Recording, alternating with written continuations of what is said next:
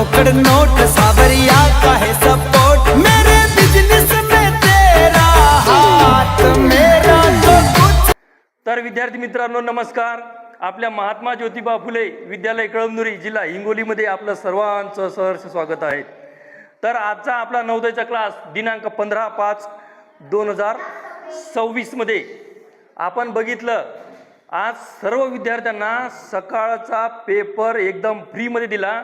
त्याच्यामध्ये आपण काय बघितलं तर शब्दकोडी, त्या शब्दकोडीमधून विद्यार्थ्यांना समजलं आणि पुन्हा बरंचसं काही त्याच्यामधून कळलं। ते काय कळलं बघा, फाइंड 10 डिफरन्स, एक चित्र दाखवलं, त्या चित्रामधून फरक ओळखा।